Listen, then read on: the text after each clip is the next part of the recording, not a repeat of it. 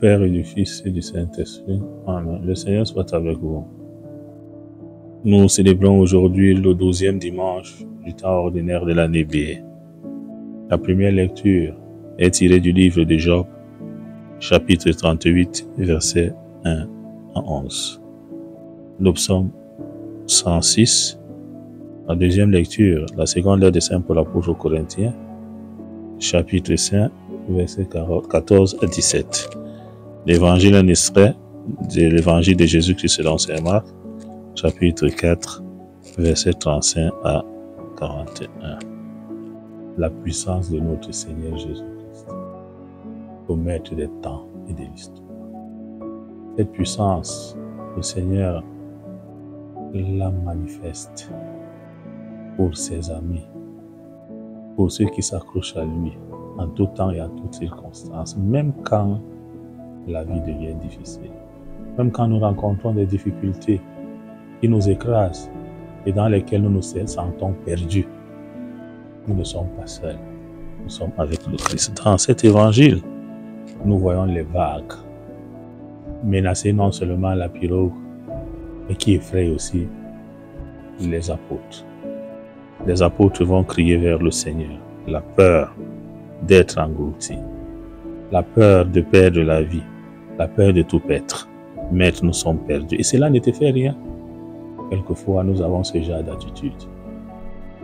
Quand les calamités s'abattent sur nous, nous crions vers le Seigneur. Pourquoi cela m'arrive-t-il? Pourquoi? Seigneur, cela ne te fait rien. C'est dans cette peur, dans cette incertitude, que le Seigneur nous répond. Par sa puissance, il sait calmer la mer. Par sa puissance, il sait nous redonner la force et la confiance. Pourquoi avoir peur? Comment se fait-il que vous n'ayez pas la foi? Oui. Nous avons besoin de cette foi, Seigneur. Augmente en nous la foi dont nous avons besoin. Que cette foi ne chancelle point.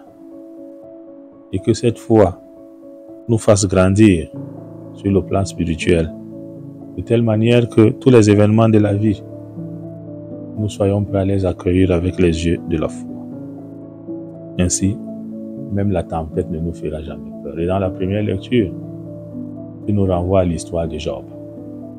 Parce qu'il t'a fait confiance. Il a connu des tempêtes les plus difficiles dans sa vie. Mais il ne s'est pas détourné de toi. Il ne t'a pas maudit. Il ne s'est pas éloigné de toi. Donne-nous, Seigneur, la même foi. C'est cette foi qui fera naître en nous cet amour du Christ qui nous saisit, comme saint Paul le souligne dans la deuxième lecture que nous venons d'écouter. Cet amour du Seigneur éloigne en nous le monde ancien pour faire naître en nous le monde nouveau. Oui, si nous sommes avec toi, Seigneur, tout ce qui est ancien passe.